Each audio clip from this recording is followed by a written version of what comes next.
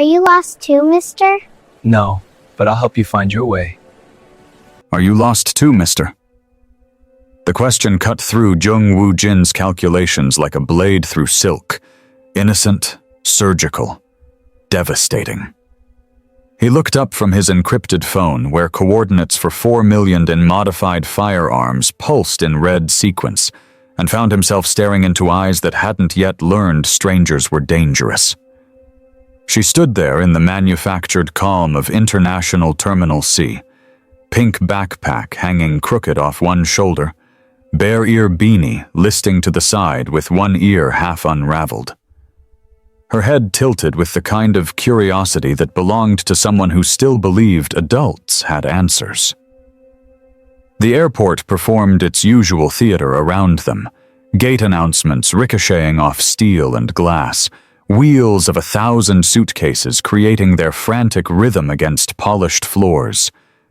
Crowds surging toward departures with the panic of people terrified they'd miss whatever came next.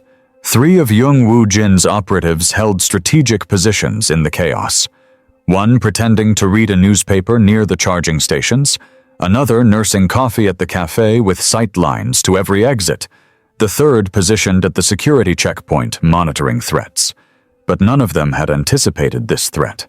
A 5-year-old girl in a red puffy jacket 2 sizes too big, asking the one question Jung Woo Jin had spent 15 years in the Korean Mafia making sure no one would ever dare to ask him.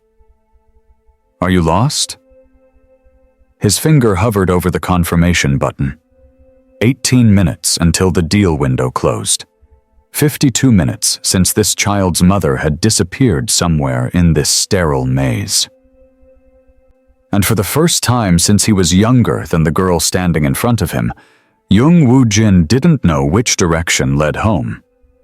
What happens next will shatter everything you think you know about redemption. But first, hit that like button and subscribe, because this story is about to take a turn that will leave you breathless. Trust me, you don't want to miss what Jung Woo Jin discovers when he finds Teresa's mother, and the dangerous man hunting them both. Teresa's small fingers trembled as she pulled something from her coat pocket. The fabric was worn thin at the edges, and Jung Woo Jin noticed how carefully she handled whatever she was protecting. When she finally opened her palm, he saw a photograph. Crumpled and soft from being folded and unfolded countless times, the edges worn white where her fingers had traced the image over and over. "This is my mama," she whispered, holding it up to him. The woman in the photo had Teresa's same dark eyes, though hers held a weariness that made Jung Woo Jin's chest tighten.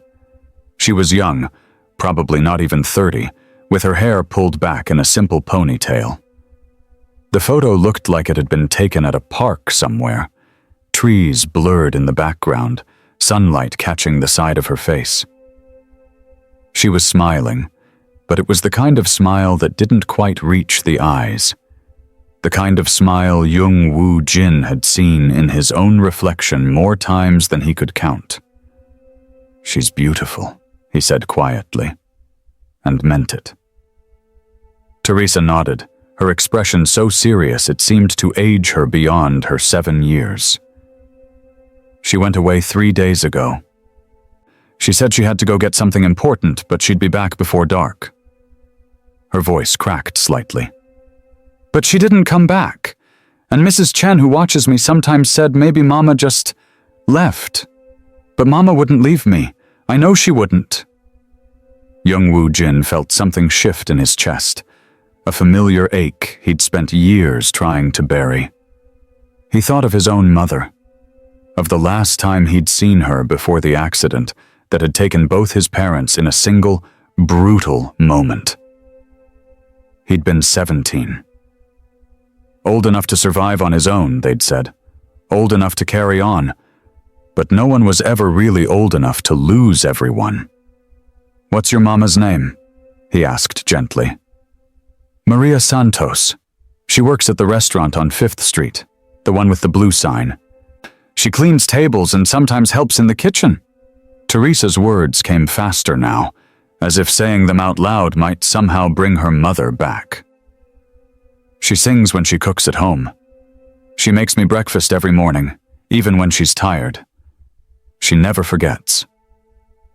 Young Woo Jin looked at the photograph again, at the woman who sang while cooking, who made breakfast every morning no matter how exhausted she must be. A woman working hard to give her daughter a life. A woman who, by all accounts, wouldn't just abandon that daughter without a word. "Why me?" he asked suddenly. "Why did you come to me, Teresa?" The little girl studied his face with those two knowing eyes. Then she reached out and touched his hand, just briefly, just her small fingers resting on his knuckles for a moment. "Because you look sad like my mama sometimes, but you're still here. You didn't give up." She paused, considering her words carefully. "And sad people, they understand things better. They see people who hurt." The simplicity of her logic caught him off guard. He'd spent years perfecting his mask, the cold exterior that kept the world at arm's length. But this child had seen through it in minutes, had recognized in him something familiar. Not weakness, understanding. The kind that only came from carrying your own wounds. Young Woo Jin felt the last of his resistance crumble. He thought about walking away, about telling her to find a police officer or a social worker, someone actually equipped to help. But he knew what would happen. She'd become another case file, another statistic. Her mother would be just one more missing person in a city full of people who disappeared into the cracks every day. And Teresa would end up in a system that was already groaning under the weight of too many children with nowhere to go. He looked at the photograph one more time, at Maria Santos with her tired smile and her determination to show up for her daughter every single day. Then he looked at Teresa, at the hope and fear warring in her expression, at the trust she was offering him despite having every reason to trust no one. "Okay," he said quietly. "I'll help you find your mama." Teresa's face transformed, the fear receding just enough to let relief shine through. She threw her arms around his waist, hugging him tight. "Thank you," she whispered against his coat. "Thank you, thank you, thank you." Young Woo Jin stood frozen for a moment, unused to the gesture, to the uncomplicated gratitude of a child who still believed the world could be made right again. Slowly, carefully, he rested one hand on her shoulder. "We'll start at the restaurant," he said. "Talk to her co-workers, see if anyone knows anything. But Teresa?" He waited until she looked up at him. "We have to be prepared. Sometimes people go missing for reasons that aren't simple. Do you understand?" She nodded, her expression grave again. "I understand. But I know she's out there. I know she's trying to come back to me." Young Woo Jin hoped she was right, because he wasn't sure either of them could survive if she wasn't. Young Woo Jin had exactly 47 hours left on the Riverside development deal when he found himself studying the little girl instead of his phone. The notification had buzzed 3 times during their walk. Garcia's team pushing for answers, the investors getting impatient, his assistant forwarding contract revisions that required immediate attention. Each vibration was a reminder that time was bleeding away, that every minute spent on this sidewalk was a minute stolen from the deal that would reshape Seoul's skyline and cement his reputation as something more than just his father's disappointing son. He should have been in the car already, should have dropped the girl at the nearest precinct with a crisp explanation and a corporate donation that would smooth over any inconvenient questions. Instead, he was watching her small hand point at a man in a Yankees cap across the street. "Wrong kind," Teresa said quietly, her voice carrying the same flat certainty she'd used to identify the three others in the past 20 minutes. Woojin followed her gaze. The man looked ordinary enough, middle-aged, slightly overweight, carrying a grocery bag. Nothing that screamed danger, nothing that warranted a child's instant wariness. "What makes him wrong?" Woojin heard himself ask, though he needed to be making calls, answering emails, salvaging the deal that was currently dying in his inbox. Teresa's grip on his hand tightened. "Watches too long. Like he's choosing." The words dropped into Woojin's stomach like stones into dark water. Like he's choosing. What kind of 5-year-old knew that particular weight in a stranger's gaze? What kind of childhood taught you to catalog threats with the same casual efficiency most kids reserved for identifying cartoon characters? His phone buzzed again. Garcia, this time. Probably the fourth follow-up of the hour. The Riverside deal had a 48-hour decision window, and he'd already burned one of those hours on a sidewalk with a child who could spot predators the way other people spotted traffic lights. "We should get you somewhere safe," Woojin said.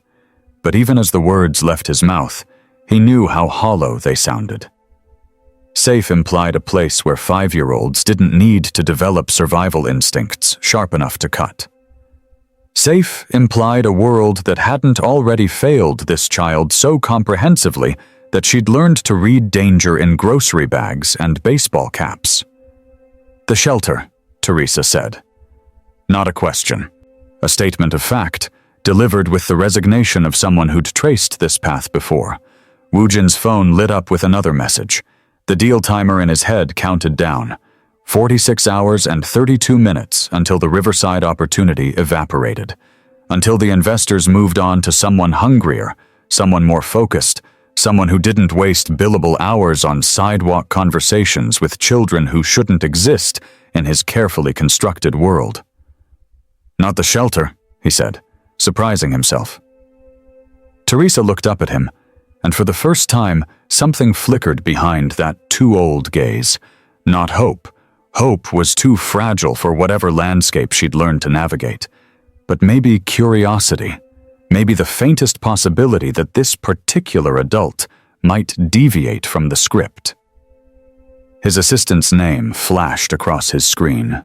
The third call in 15 minutes.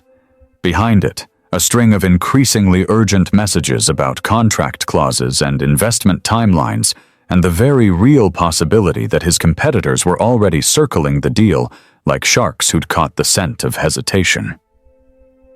Woojin let it ring through to voicemail. "Do you remember your mother's name?" he asked instead, crouching down to Teresa's eye level on the sidewalk, while morning commuters flowed around them like water around stones. "Maria," Teresa said. Then, quieter. "But she won't come back. She promised she wouldn't this time." This time. The words carried years of weight, a history of promises made and broken, of doors closed and never reopened. Woojin thought about his own mother, about the inheritance that had bought him Harvard degrees and corporate positions, but never quite managed to purchase the thing he'd actually wanted. Proof that he was more than just the sum of his father's money and disappointment. His phone buzzed with a message marked "Urgent" in red caps. The deal timeline, compressed into a single sentence: "Need your decision by midnight tomorrow, or we're moving to alternates." 46 hours had become 36. The clock was ticking louder now, each second a reminder of everything he stood to lose. The reputation, the independence, the chance to prove he could build something that bore his name instead of his father's shadow. Teresa's hand was still in his, small and warm and impossibly trusting, despite every lesson her short life had surely taught her about trusting hands that promised safety and "Come on," Woojin said, making a decision that probably cost him several $1,000,000 and definitely cost him the straightforward path he'd mapped for his afternoon. "We're going to figure this out." He had 36 hours to save a deal, and no idea what he was supposed to do with a child who could identify predators, but couldn't remember her own address. The smart money said he was about to lose both. Teresa's fingers traced the rim of her coffee cup, around and around, a nervous habit I'd noticed whenever she talked about her mother. "We moved 17 times in 2 years," she said, her voice so quiet I had to lean forward to hear her. 17 different towns, different schools. I stopped unpacking my backpack after the first 5 moves. What was the point? The coffee shop hummed with afternoon chatter around us, but Teresa seemed lost in a memory I couldn't see. Her eyes had that distant look again, the one that made her seem much older than 14. "Mom had this system," she continued.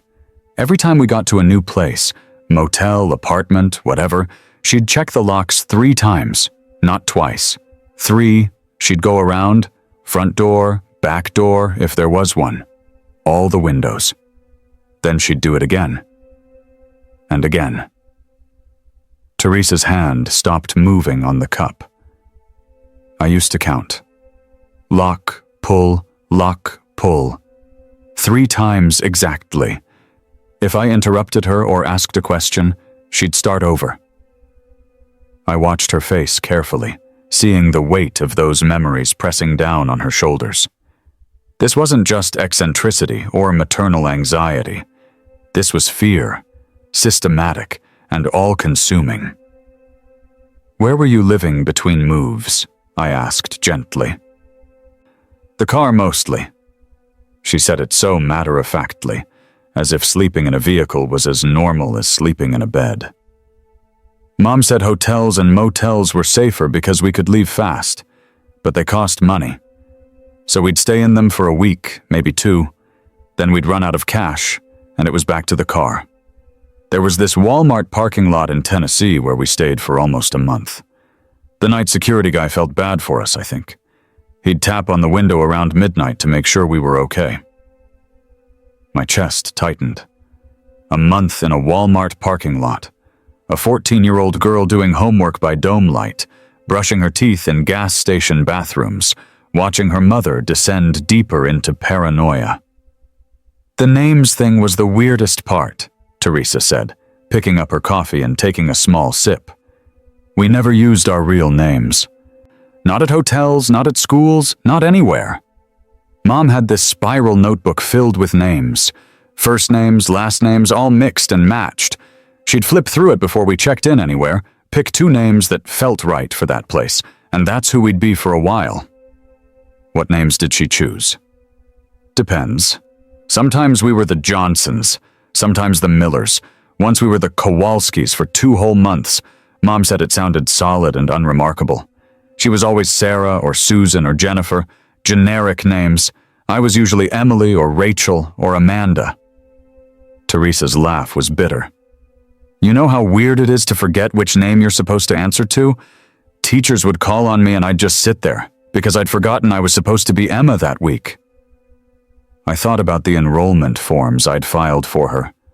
The careful way her mother had filled out each line, the slight hesitation before writing their names. Had those been real? I still didn't know. "She had rules," Teresa said. "So many rules. Never talk to the same person twice if we could avoid it. Never mention where we'd been before. Never, ever tell anyone we were running from something. If people asked why we moved so much, Mom's story was always that she was a traveling nurse, going where the work was. She'd memorized all this medical terminology to make it sound real." "Did you believe her? About your father?" Teresa's eyes met mine, and in them I saw something heartbreaking. A child trying desperately to reconcile love for a parent with the growing understanding that something was deeply wrong. "I wanted to," she whispered. "When I was younger, I did believe her. She was so scared all the time, and fear is contagious, you know? I'd see her checking over her shoulder in parking lots, watching cars that stayed behind us too long on the highway, and I'd get scared too. I'd think, he's out there. He's looking for us. We have to keep running." "And now?" She set down her coffee cup with a soft click. Now I don't know what to believe. I've never seen a photograph of him, never heard a recording of his voice, never found any evidence he existed except in Mom's stories. And her stories, they changed. Little details would shift. He was 6'2", then 6'1". He drove a black truck, then a dark blue sedan. His eyes were brown, then hazel. She paused. When you're running from a real person, those details don't change, do they? I shook my head slowly. No, they didn't. Teresa looked down at her hands, and I saw her blink back tears. The worst part wasn't the moving or the car or the fake names. The worst part was watching her disappear.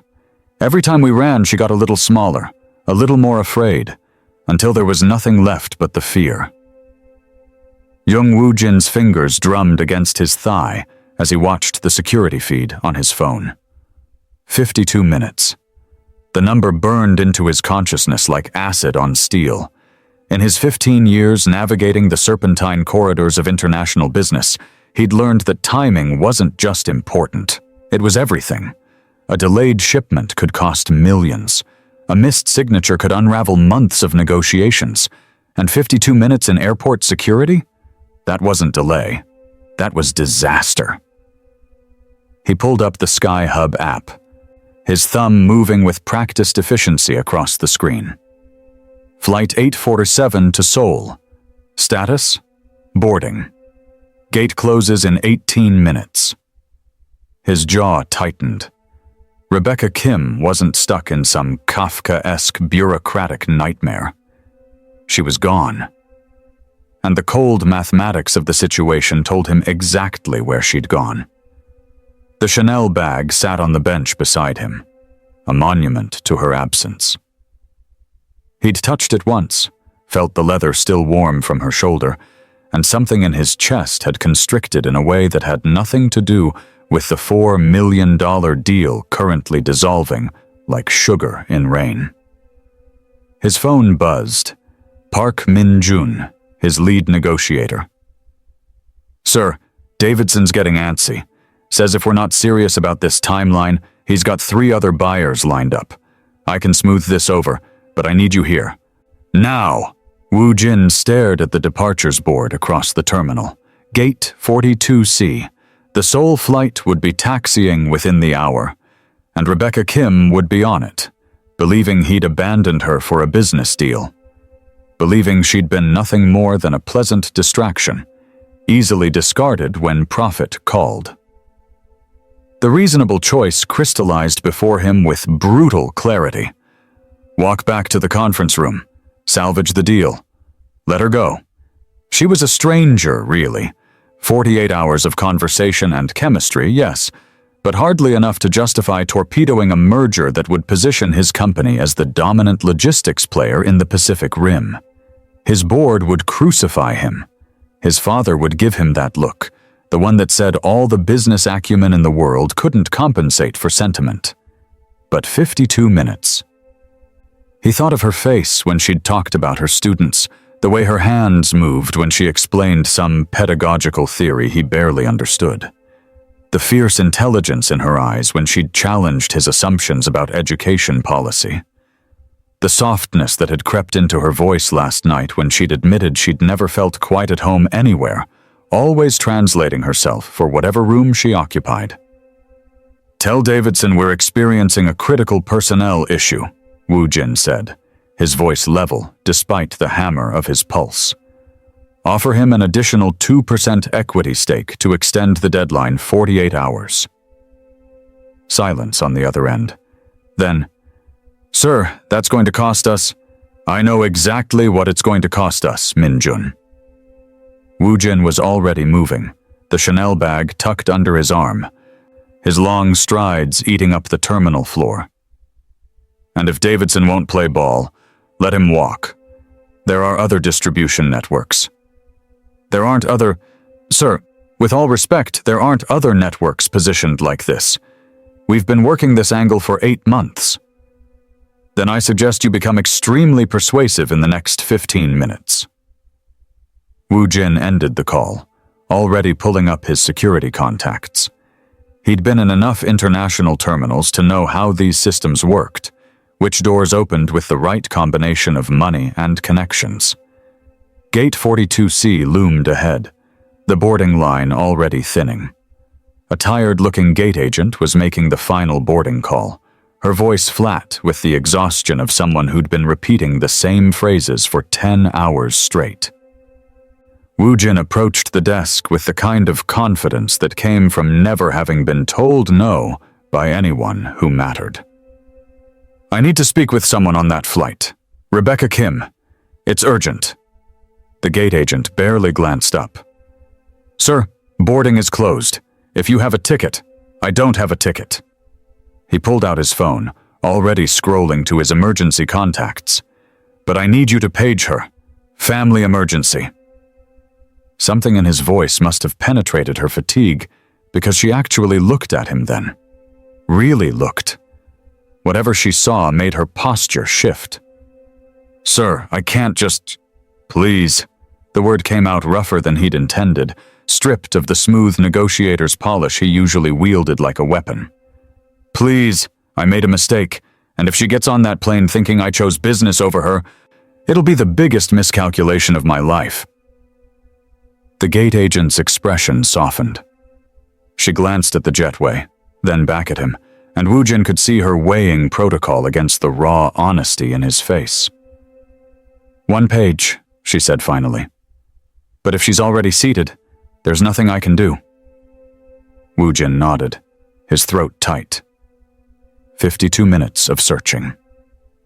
18 minutes until takeoff. And suddenly, all the precision timing that had built his empire felt utterly worthless against the chaos of one woman walking away.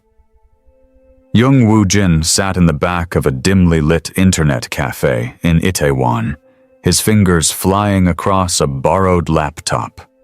The air smelled of instant ramen and stale cigarette smoke.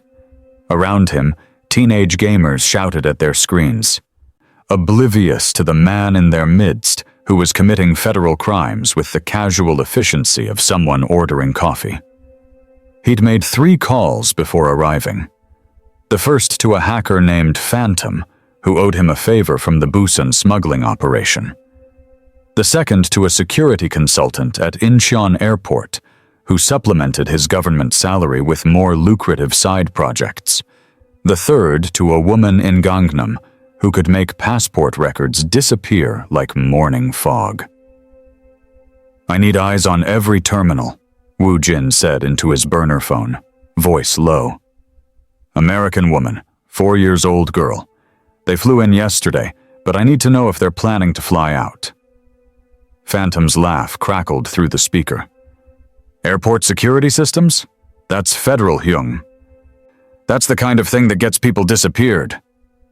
I'm aware of the risks. This must be important." Wu Jin's jaw tightened. Through the cafe window, he could see the neon signs of Seoul blazing against the night sky. Each light a reminder of how big this city was, how easy it would be to lose 2 people in its endless maze of streets and buildings. It's personal. Personal is expensive. Name your price. 20 minutes later, Phantom called back. "I'm in. Their systems are garbage, honestly. Government contracts always go to the lowest bidder." The sound of rapid typing filled the line. "What am I looking for?" Wu Jin rattled off the details he'd memorized from Teresa's conversation in the coffee shop.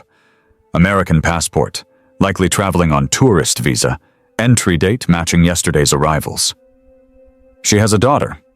4 years old, check family travel records. That narrows it down. Most Americans traveling with kids aren't exactly trying to stay invisible. More typing. Got something. Teresa Matthews entered yesterday morning on flight KE082 from Los Angeles. Visa approved for 90 days. No return flight booked. No return flight. That single detail told Wu Jin everything he needed to know.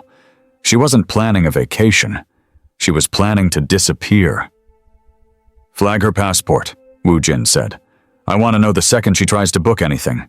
Flights, trains, even a goddamn bus ticket out of Seoul. Done. Anything else? Keep monitoring. This stays between us. Woo-jin ended the call and stared at the laptop screen. His reflection ghosted over the glowing display.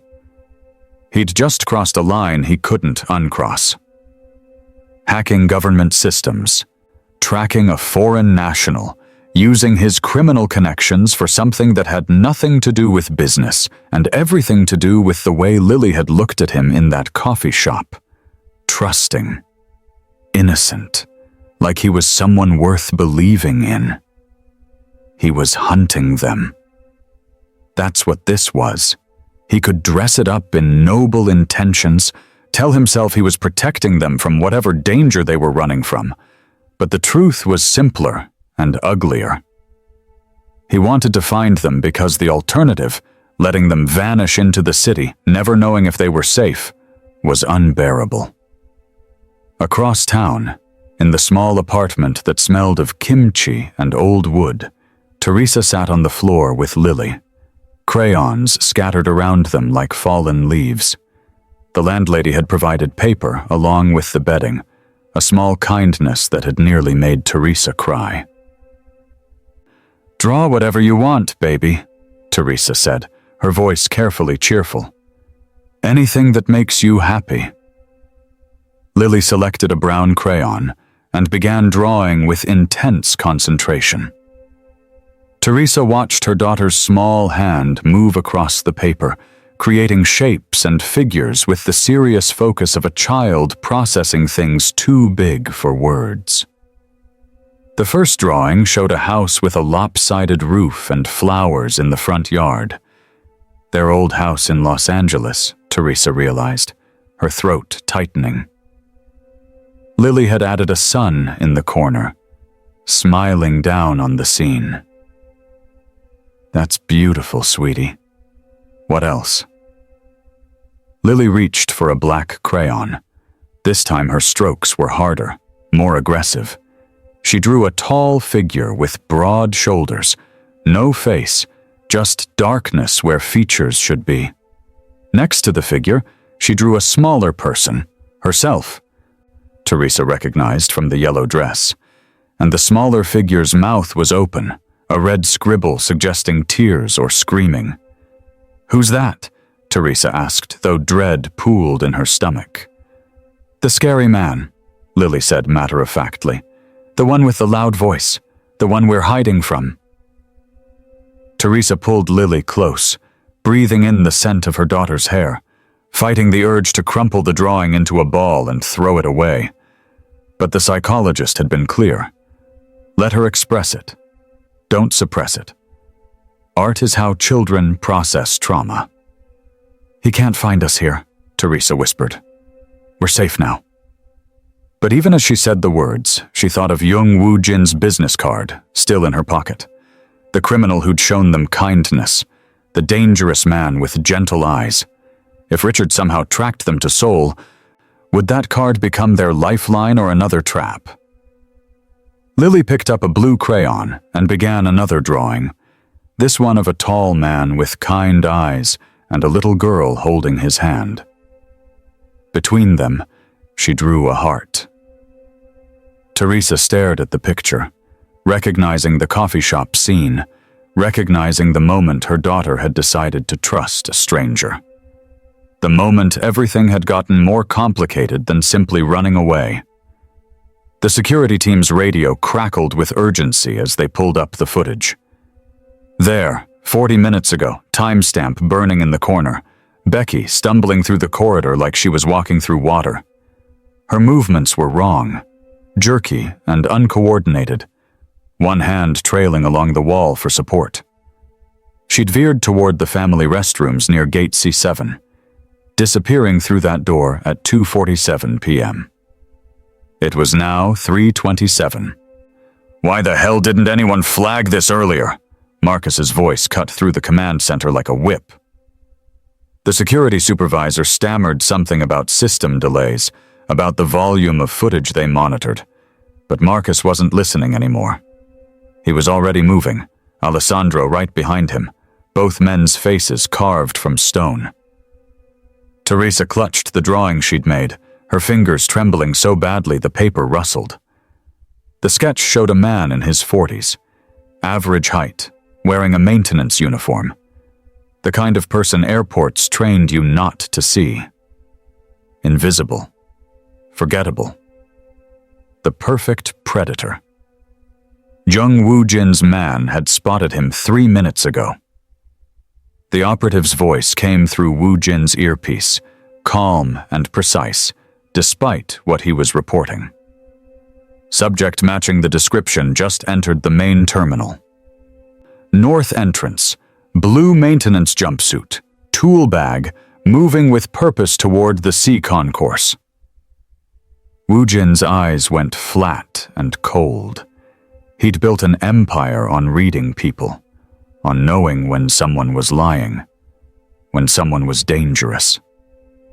This man, this creature wearing human skin, was moving through the airport like he owned it, like he'd done this before. "Do not engage," Woo-jin said quietly into his phone. "Follow and report. I want every movement, every turn, every person he looks at." Marcus was already sprinting toward the family restroom, Alessandro matching his pace, their expensive shoes hammering against the polished floor. Travelers scattered out of their way, sensing the violence coiled in their movements. They weren't just worried fathers anymore. They were something else, something primal and deadly. The door to the family restroom was locked. Marcus didn't hesitate. His shoulder hit the door with the full force of his desperation, the lock splintering on the second impact. The door crashed inward, and the smell hit them first. Vomit, and something chemical, acrid and wrong. Becky was crumpled on the floor between the toilet and the wall, her skin gray-white, a thin line of drool trailing from her mouth. But her chest was moving. Shallow, but moving. "Becky!" Marcus was on his knees beside her, his hands shaking as he touched her face. "Baby, wake up. Wake up for Daddy." Alessandro was already on his phone, barking orders at the paramedics, demanding they get there now, not in 5 minutes, not in 2 minutes. Now. Her eyelids fluttered. A small sound escaped her throat. "That's it, sweetheart. Stay with me." "You stay with me?"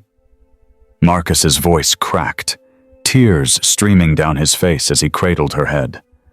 This man who'd intimidated boardrooms full of executives, who'd negotiated billion-dollar deals without blinking, was breaking apart on a bathroom floor. The paramedics arrived in 90 seconds. Airport emergency response, professional and fast. They had her on a gurney, IV line going in, checking her vitals while Marcus hovered like a ghost, unable to leave her side even as they wheeled her out. "Looks like Rohypnol or something similar," one of the paramedics said grimly. "She's lucky.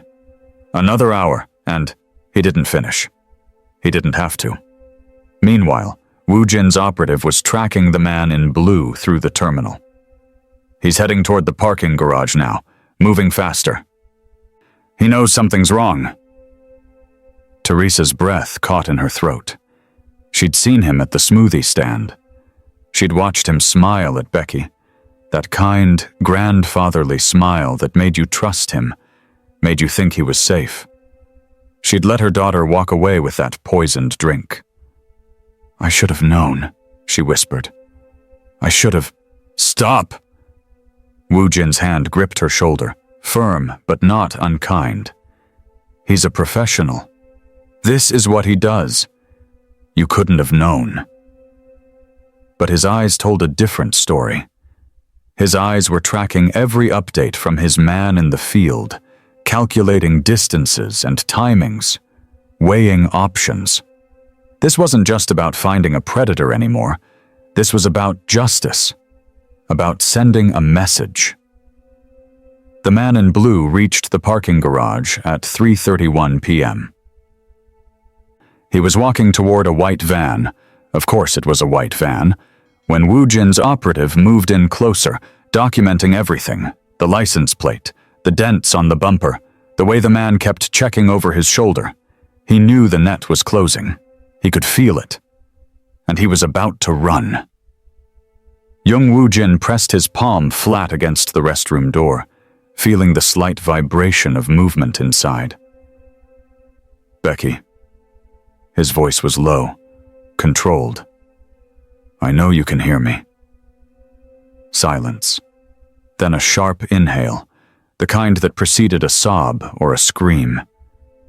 "I'm going to stand right here," he continued, pulling his phone from his pocket with his free hand.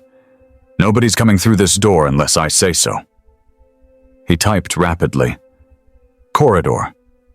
Now. Silent approach." Sent it to 3 numbers simultaneously. Inside, Becky's breathing was ragged, catching on itself. The sound transported him back to Seoul, to a safe house where a witness had locked herself in a bedroom after recognizing one of his own men as her attacker's cousin. Different country, different woman. Same primal terror that made rational thought impossible. "You did the right thing," Wu Jin said, his voice steady even as his jaw tightened. "Putting distance between you and a perceived threat? That's survival instinct. That's smart." He shifted position, angling himself so he could monitor both the corridor behind him and the door. "But I need you to understand something. You're not in that house anymore. You're not in Lagos. You're in a hotel restroom in Singapore, and I'm standing between you and anyone who wants to reach you." A muffled sound. Maybe agreement, maybe disbelief. His phone buzzed. In position. 3 targets. 2 at elevator, 1 near ice machine. Instructions? Wu Jin's fingers flew across the screen. "Identify. Don't engage. Photo if possible. 1 of you stays on the elevator bank. Other 2 follow at distance if they move." "The men outside," Becky's voice came through the door, thin and breathless. One of them had the same walk. The same... She broke off with a gasp. "Same what?" Wu Jin asked, even as his mind catalogued possibilities. Gait recognition was real. The human brain processed thousands of micro-movements unconsciously, filed them away in the threat assessment centers that predated language itself. The way he moved his shoulders, like he was always ready to... Another sharp breath. "I can't breathe right." "Yes, you can," Wu Jin said firmly. "Your body's doing exactly what it's designed to do. Adrenaline. Cortisol.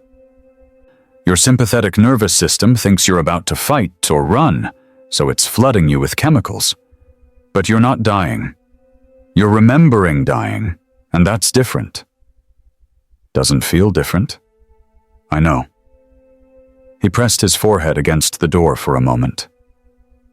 "In Seoul, I once talked to a woman for 45 minutes through a door just like this. She'd seen a man in the hallway who reminded her of someone. Turned out he was nobody, just happened to have the same haircut and build as the man who'd held her at knife point 3 months earlier. But her body didn't care about coincidence. Her body said run, so she ran. What happened to her? She opened the door eventually." Wu Jin's phone buzzed again. An image. 3 men, clearly captured from a security feed. He zoomed in on their faces, their postures, their hands. One was checking his watch repeatedly. Another kept glancing toward the restaurant entrance. The third stood perfectly still, which was somehow worse than movement. And we caught the man who'd actually threatened her 2 weeks later. He'd been following her for days. She knew something was wrong before her conscious mind did. Silence. Then, "So I'm not crazy." "You're the opposite of crazy. You're a woman who survived something that should have killed you, and now your radar's turned up so high it's picking up signals nobody else can hear. Maybe it's a false alarm. Maybe it's not. But we're not going to find out while you're locked in a restroom trying not to hyperventilate. Another message. Subjects moving toward restaurant entrance. One just made a phone call. Orders? Woojin typed back, "Let them come. I want to see their reaction when they realize she's not there." Then, louder, to Becky, "Here's what's going to happen. You're going to focus on one physical thing you can control. Your left hand. Flex it. Make a fist, hold for 5 seconds, release. Don't think about breathing. Don't think about the men. Just your hand. Can you do that?" A pause. "Why my hand?" "Because breath is autonomic. The more you try to control it, the worse it gets. But muscle movement, that's voluntary. You tell your hand to close, it closes. You tell it to open, it opens. It reminds your brain that you're still the one making decisions." He heard a faint rustle of fabric. Good. She was trying. "I'm going to count," Woojin said. 5 seconds closed, 5 seconds open. Ready? Close. 1, 2, 3, 4, 5. Open. 1, 2. "They'll know I ran," Becky interrupted, her voice slightly stronger. "They'll know I saw them." "They already know," Woojin said quietly. "And now we know they're here. Which means we stop reacting and start controlling the game." His phone lit up one more time. They're at the host stand, asking for a table. What now? Woojin smiled, though there was no humor in it.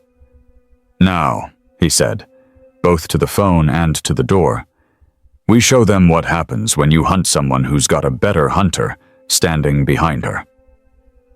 Young Woojin stood at the floor-to-ceiling windows of his penthouse office, watching the city lights blur into streaks of gold and crimson. Behind him, Minho's presence was a coiled spring of barely contained fury. 15 million, Minho said, his voice tight. $15 million, Hyung Nim. Gone.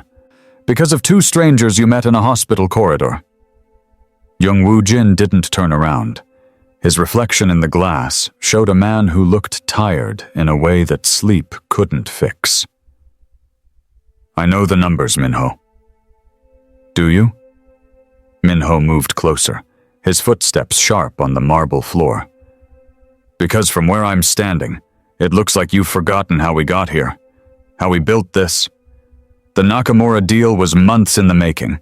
Supply routes, distribution networks, everything. And you walked away from it. For what? A debt that wasn't even yours?" The city below pulsed with life, oblivious to the empire that had just shifted on its axis. Young Woojin had built his organization on calculated risks and ruthless efficiency.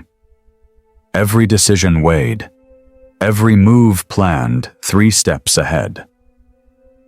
Until Sarah Mitchell had looked at him with eyes that saw past the monster to the man he'd buried years ago. "The Nakamura operation was dirty," Jung Woojin said quietly. "Dirtier than usual." "Since when do we care about that?" Minho's laugh was bitter. "We're not running a charity, Hyungnim. We're the Korean Mafia. Dirty is what we do." Young Woojin finally turned to face his second-in-command. Minho had been with him since the beginning, since they were both teenagers fighting for scraps in Busan's underbelly. They'd built this empire together, brick by bloody brick. But somewhere along the way, Young Woojin had stopped looking at what they were building and started drowning in what it cost. "Nakamura wanted to move fentanyl through our channels," Jung Woojin said. "Not just heroin anymore. Fentanyl. Through neighborhoods where kids walk to school." Minho's jaw tightened. "We don't control what happens after distribution, you know that." "I know that I've been telling myself that lie for 10 years. Young Woojin moved to the bar, poured 2 glasses of whiskey that cost more than most people earned in a month. He handed one to Min-ho.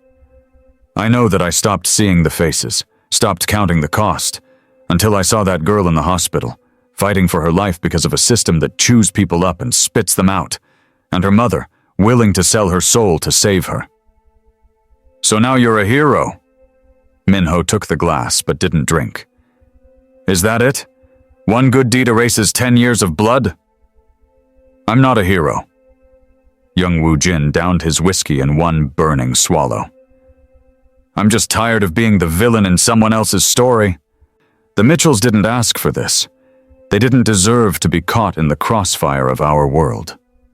Nobody asks for it, Min-ho said. That's the point. The world isn't fair. We learned that lesson when we were kids, when we had nothing and no one, when the system you're suddenly so worried about left us to die in the streets. The words hit harder because they were true. Young Woo-jin had been 12 when his father's business collapsed, when the legitimate world had shown its teeth. No safety net, no second chances, just the brutal reality that money was the only language that mattered. And if you didn't have it, you didn't matter. The underworld had welcomed him because it was honest about its cruelty. No pretense, no lies about justice or fairness, just survival. I haven't forgotten where we came from, young Woo-jin said. But I've been thinking about where we're going. This life, Min-ho, it has an expiration date. We both know it. You either get out or you get buried. And lately I've been wondering which one I'm heading for. Min-ho set his glass down hard enough to crack the silence. So this is about you having a crisis of conscience? About feeling guilty? Hyungnim, we passed the point of redemption years ago. There's no going back. There's no becoming the man you used to be. Maybe not. Young Woo-jin met his second-in-command's eyes. But I can become someone I don't hate looking at in the mirror. The Mitchells reminded me that there are still people in this world who fight clean, who love without agenda, who sacrifice without expecting payment. I'd forgotten that was possible. And it cost us 15 million to remember, Min-ho said flatly. It cost me 15 million, young Woo-jin corrected. My decision, my consequences. The organization is still solid. The other deals still stand. We're not going legitimate, Min-ho. I'm not that naive. But maybe we can draw some lines. Maybe we can remember that we became monsters to survive, not because we enjoyed it. Min-ho stared at him for a long moment, then picked up his whiskey and drained it. The others won't understand this. They'll see weakness. Then let them. Young Woo-jin returned to the window, to his kingdom of shadows and compromise. Some things are worth more than money, worth more than power. I lost sight of that. Maybe it took meeting Sarah Mitchell to remember that the man I used to be is still worth fighting for, even if I never get him back. 18 months after the wreckage. Young Woo-jin stood in the cramped office of Guardian Shield Security, staring at a stack of intake forms that would have once made him laugh. Protection requests from women fleeing violent partners, restraining order violations, stalking cases. The kind of work that paid in gratitude more than cash, that kept him up at night for entirely different reasons than the blood money ever had. The irony wasn't lost on him. A man who'd spent 15 years breaking bodies now spent his days preventing others from being broken. But irony had a way of feeling like redemption when you stopped running from it. Mr. Jung? His new receptionist, Maria, poked her head through the door. The Martinez case, restraining order was violated again. Ex-husband showed up at her workplace. Woo-jin was already reaching for his jacket. Get Jackson and Kim on it. Full surveillance protocol. I want eyes on her 24/7 until this guy's back in custody. Already dispatched.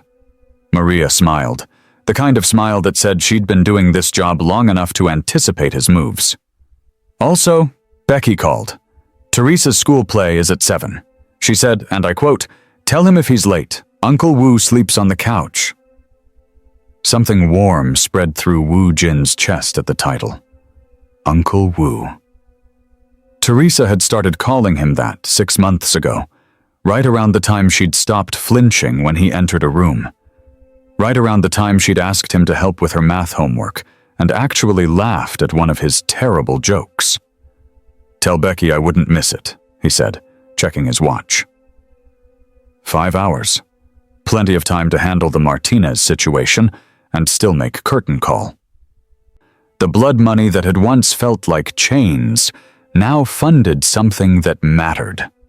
Guardian Shield operated on thin margins, but Wu Jin had learned that purpose weighed more than profit. Every woman they protected, every child they kept safe. It was one small strike against the darkness he'd spent so long feeding. He thought about that darkness less these days. Thought about Jin Young less, though the memory still caught him in quiet moments. But grief had sharp edges that time slowly dulled, and Wu Jin had learned to carry it without letting it carry him. "Boss?" Jackson's voice crackled through his radio. "Martinez's ex just left the workplace. We're tailing at a distance. Want us to intercept?" "Not yet. Document everything. If he makes contact, you step in. Otherwise, let him dig his own legal grave." This was the work now. Patient. Methodical. Legal. Everything his old life had scorned. Everything Jin Young had once begged him to consider. He wondered sometimes if his brother would be proud or disgusted by the transformation. Probably both. Jin Young had always been complicated that way. By 6:30, Wu Jin was pulling into the school parking lot, his suit jacket traded for the casual button-down Becky had bought him last Christmas. "You need to look like a normal person sometimes," she'd said, and he'd realized with a start that he couldn't remember the last time he'd tried. Becky was waiting by the entrance, Teresa bouncing excitedly beside her in a homemade fairy costume that looked like it had survived a battle with a glitter factory. The girl's eyes lit up when she saw him. "Uncle Wu, you came!" He crouched down to her level, letting her throw glitter-covered arms around his neck without worrying about the mess. "Wouldn't miss it, kiddo. You ready to steal the show?" "I'm fairy number 3, Teresa announced proudly. "I have 4 whole lines." 4 lines? That's basically Broadway. Becky's hand found his shoulder as Teresa ran off to join her classmates, and for a moment they stood in comfortable silence, watching the chaos of elementary school theater preparation unfold. "You sleep okay last night?" Becky asked quietly. Wu Jin nodded. "All night. No dreams." It was true. The nightmares that had plagued him for 15 years, Jin Young's face, the warehouse, the endless parade of violence he'd committed, had gradually faded. Not disappeared. Not entirely. But faded enough that he could close his eyes without bracing for impact. "Good," Becky said simply. Then, softer. "He'd be proud of you, you know. Jin Young." Wu Jin didn't trust himself to speak, so he just squeezed her hand and followed her into the auditorium. The play was exactly as chaotic as expected. Missed cues, forgotten lines, one memorable moment where fairy number 5 face-planted during a pirouette. But when Teresa delivered her 4 lines with the gravitas of a Shakespearean actor, Wu Jin found himself grinning like an idiot, his phone out to capture every second. This was home. Not the penthouse he'd abandoned, or the safe houses he'd hidden in. Not even the office where he spent his days trying to balance old debts with new purpose. Home was a 7-year-old girl in a glitter explosion of a costume, calling him Uncle. Home was Becky's hand in his as they watched something pure and untouched by the violence that had defined his past. Home was finally sleeping through the night because he'd stopped running from the man Jin Young had always believed he could be. Thank you all for following this story. If you've enjoyed it, write in the comments where you're watching from. It means so much to know this story is reaching people around the world. Don't forget to like, subscribe, and share this video. Your support helps me continue creating stories about connection, redemption, and the small moments that change everything.